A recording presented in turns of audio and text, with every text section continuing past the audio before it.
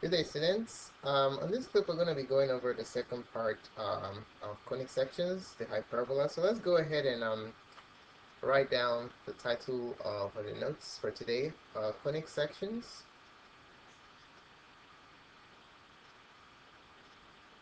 Conic sections, the hyperbola. Hyperbola, and this is going to be part 2. Okay? Alright, so let's go ahead and write down the example. We're going to do an example today. Today we're going to be looking at a conic section presented in general form, right? So the instructions are as follows. For example 1, we are to place the given equation of a conic in standard form. Place it in standard form. Find the properties. Find the properties graph and label completely. Label the resulting graph. Label completely. Okay? After doing that, I'd like you to state the meaning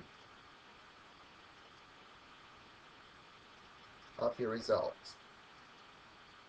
Alright, using the definition of hyperbola, okay? Alright, let's take a look at the equation. The equation we're going to be working on today is 9y squared minus 16x squared minus 96x minus 36y minus 108 equals 144. Okay, so this is the equation that we're going to be working on today. So notice that it's hard to tell what the center and all that cool stuff is just by this from this equation, because this equation is actually in general form. All right, general form is like the raw form. It needs to be processed in order for you to be able to figure out the relevant information. So what we need to do here is basically convert this from general form into standard form. Alright, so let's do that. So what we're going to do first is organize our variables. Let's put the y's together and the x's together. Since y is a positive square here, it comes first, so we're going to have 9y squared. We're going to move this to the right, minus 36y. And then we're going to put the x's after that, so minus 16x squared minus 96x. Now see, this 108 is neither an x nor y, so what we'll do with it is just simply move it to the other side by adding 108 to both sides. Okay, so that yields 252 on the right side after adding these two. Okay, now what I'm going to do is I'm going to partition my two variables into two sections right behind the y, right there in front of the sign. Now I want to make two perfect square trinomials. Alright, so I need to have my squares isolated or clean before I start completing the square. So I'm going to factor out 9 from here and 16 from here. Alright, so I'll take out the 9. Remember, factoring out is the same thing as dividing. So as though I divided this by 9, so I'm just left with y squared here. Minus, now if I take out 9, factor out 9 from 36y, is as well as dividing this by 9. So I have 4y. And then the same story here, I'm going to factor out negative 16 because I need the x squared by itself. So I'll be left with x squared. Now if you factor out a minus from a minus, the sign switches to a plus. And then 16 out of 96x is just 6x. Okay, equals 252. Now inside this parentheses, I have two terms. I need three terms. I need a perfect square trinomial. So what third term can I add to these two to make it a perfect square trinomial? Alright, so remember, anytime you want to complete the square, you just use b over 2 square, right? So for the y component, b of the y is basically negative 4. What do I do with that? I divide it by 2, and then I square it, which gives me 4. This completes the square inside this parenthesis right here, okay? And then for the x, p of x is positive 6. I divide that by 2, which is 3, and then I square it, I get 9.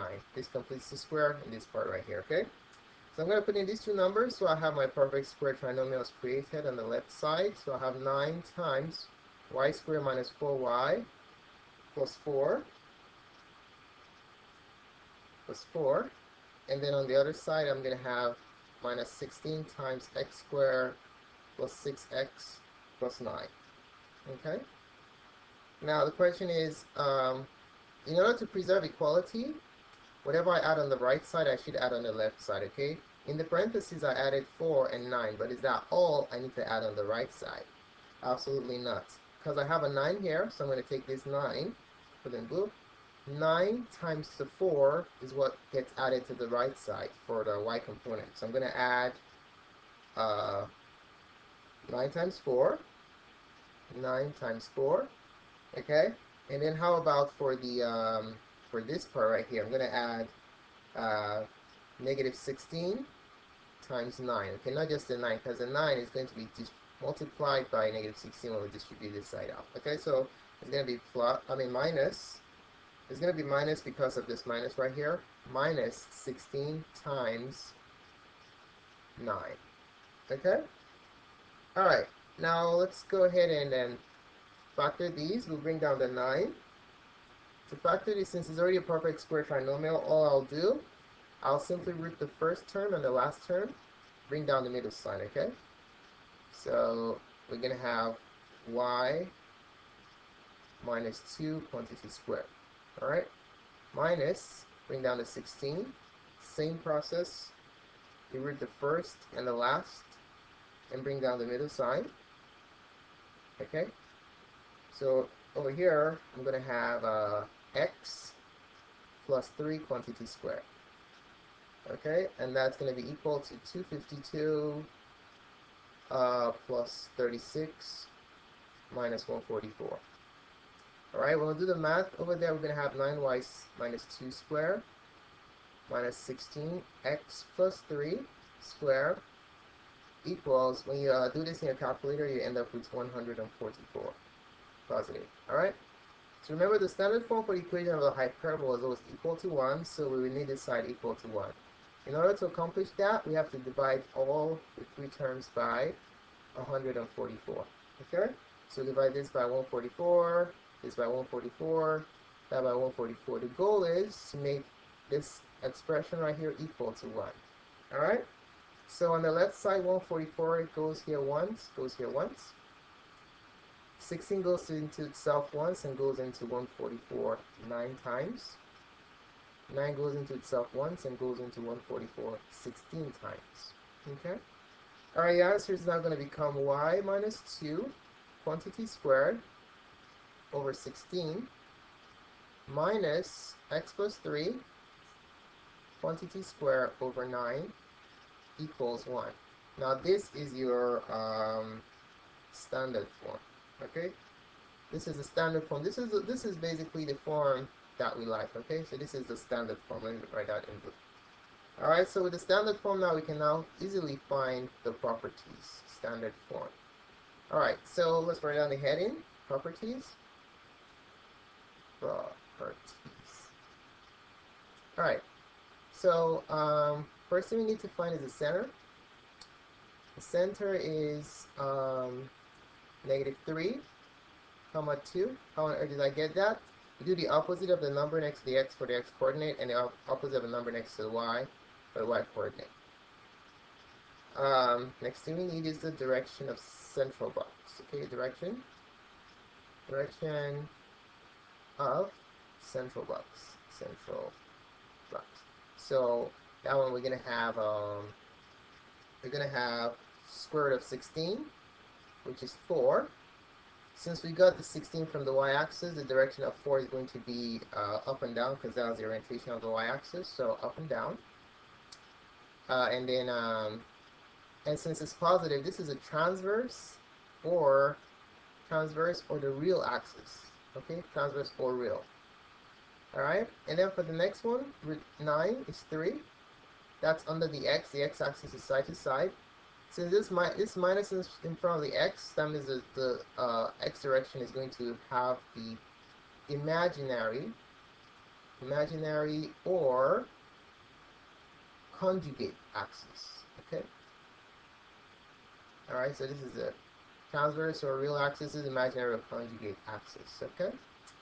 Now remember, everything is going to be on the real axis. Okay. The foci, the direction of opening, and the eccentricity is always with the real here. Okay. All right. So with that in mind, we're going to look for the direction of opening. Direction of opening. Basically, in what direction will my hyperbola go? Since the real axis goes up and down, or y comes first here, or y is positive, that means the direction of our opening will be up and down, following the real one, okay? So that means our hyperbola is going to look like this.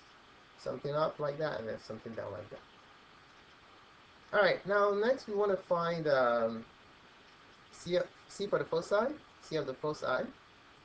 C of the foci, that one we just take the square, we're just going to have C equals the square root of, since we have a minus here, we just add the denominator, 16 plus 9, which is the square root of 25, which equals 5. And what direction is this going to go? In the direction of the transverse or real axis, okay? Up and down. The other axis is imaginary, so nothing is going to be there because we're doing a real number system, number plane. Alright? Okay, so there you have it. Now, lastly, we need the eccentricity. The eccentricity. To find the eccentricity, we just basically go C divided by the real axis. It's all about the real or transverse axis. So C is 5. We're going to have 5 divided by 4. Okay? So 5 divided by 4 is basically our eccentricity, and that's approximately 1.25. Alright, we have all the information. Now we can go ahead and graph our hyperbola. So let's make the graph. We're going left 3 and up 2, so our hyperbola was centered in quadrant 2. So let's make the quadrant 2 the biggest out of all. Alright, so first of all, we're going to graph the center. So to graph the center, we're going to go 3 units to the left and then 2 units up. Okay? So we're going to go 1, 2, 3, 1, 2, there goes the center. Alright, now to create the central box, we're going to go 4 units up and down, as we found out here. So we go 1, 2, 3, 4, and then 1, 2, 3, 4, 4 units down, and then side to side 3 units, 1, 2, 3, and then 1, 2, 3. Alright, now let's create our central box. I'm going to use a dotted line because this is not my graph, this is just a guide to help me create an accurate graph. Alright, so use dotted line for your central box. Now what we're going to go ahead and create next is the diagonals or the asymptotes of our graph. Okay, so make sure your asymptotes are straight lines, don't curve it or else it's inaccurate. It has to be a straight line going right through the center, like that. That's the first diagonal or asymptote, and then the other one going through the other 2 vertices, like that. Alright, like that. Okay, so there you have it. I don't like my center, let me make it better. So my center is right there. Okay. Alright, so now what we're going to do next is basically, I don't know, something's wrong with my center here. It's not working out perfectly. Alright, okay, there you have it. So now we're going to go ahead and graph the start. No, actually, let's draw the graph first, and then we're going to start labeling things, okay? So the graph is going to be the one in solid line. So starting from this vertex right here, we will draw a hyperbola going close and then straight out like that. That's the first one, and then the same thing on this side. It gets pretty close to the asymptote and then curves out. And then on the top, starting from this point, you go towards the asymptote and then curves out like that.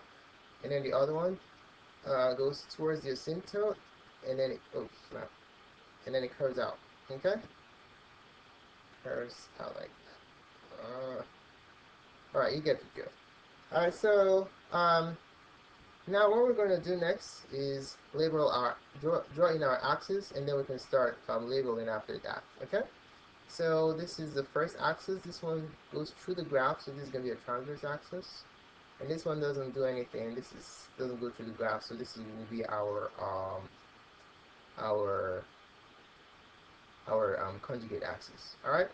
So let's start labeling.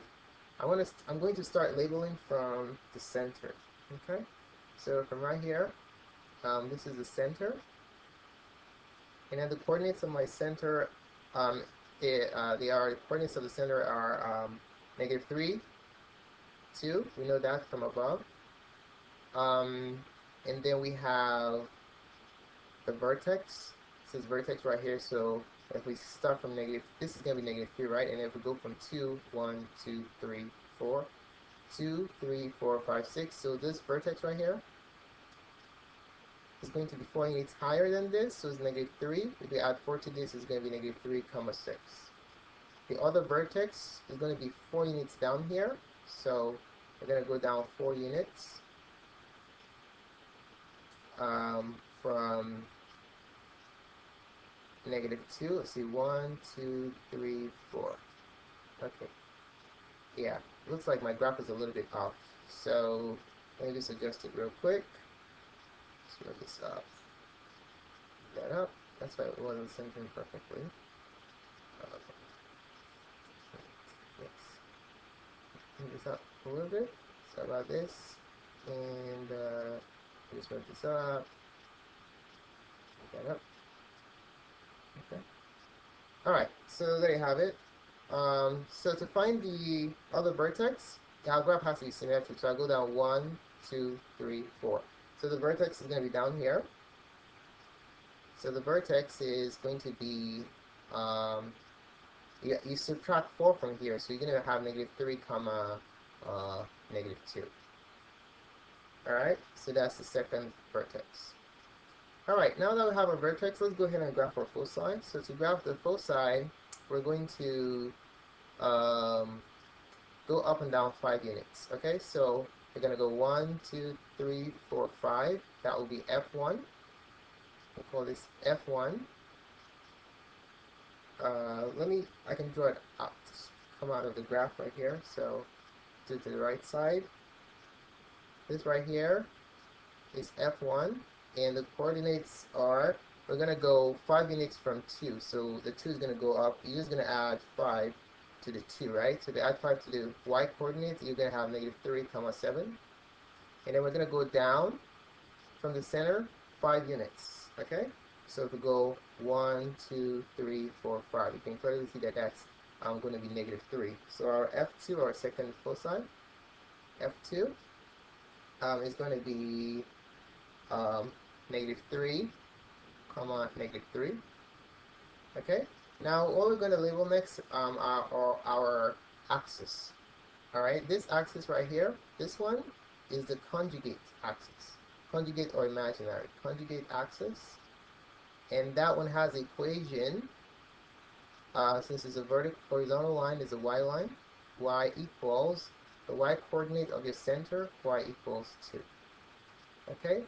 And the one going up and down, this line right here, that's your transverse or real axis. So let's call it transverse axis. Transverse axis, and the equation, since it's a vertical line, is x equals the x coordinate of the center, which is -3, like that. Okay. We have to now write the equation of our asymptotes. All right. So this is the first asymptote right here. Asymptote. All right. So how do we construct this?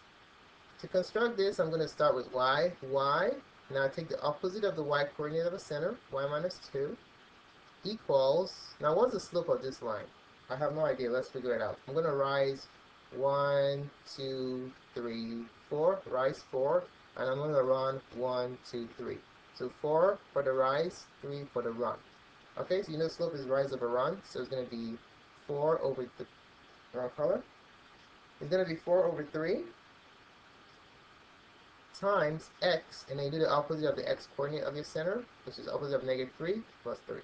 Alright, so there goes your first asymptote. The second asymptote is just like the first one, the only difference is the sign. Okay, so if we do the opposite of this sign, we get this one. So for this one, we're going to have this is also the asymptote, Right, and the title is also an asymptote, and we're going to have the equation is going to be y minus 2 equals negative 4 over 3 x plus 3. It's just identical to this, only that the slope is different. We're falling 4 as opposed to rising 4 here, but it's the same theory as a run. Alright, so there you have it. Okay, now we have our graph completely labeled. Now, what else all this mean? What is the meaning of this using the definition of an ellipse? So let's go ahead and write down the meaning. Okay, so meaning using the definition is that we write this down. The locus of points, on a plane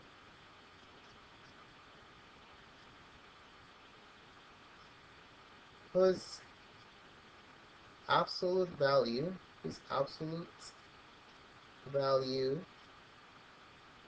of the difference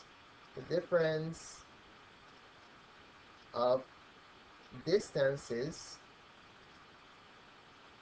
between two fixed points. What are the two fixed points? The foci, right? F1 and F2. So fixed points, F1 is negative 3, 7. Two fixed points, negative 3, 7, and negative 3, negative 3. Is constantly twice the direction of the real axis. So the real axis is, we went 4 units up and down for the real axis, so we're going to double that. It's constantly 8. Is the hyperbola with the equation is going to be the same as the original problem with the equation right here, so I can have enough space.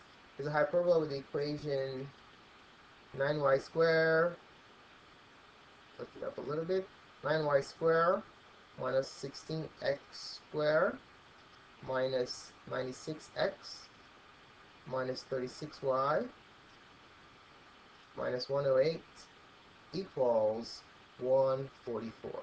Okay, that's basically that. Alright, thanks so much for paying attention to this presentation. You can always subscribe to my videos and feel free to request videos if you have any issues. And you can find a collection of my clips at math.surf.com. Have a wonderful day.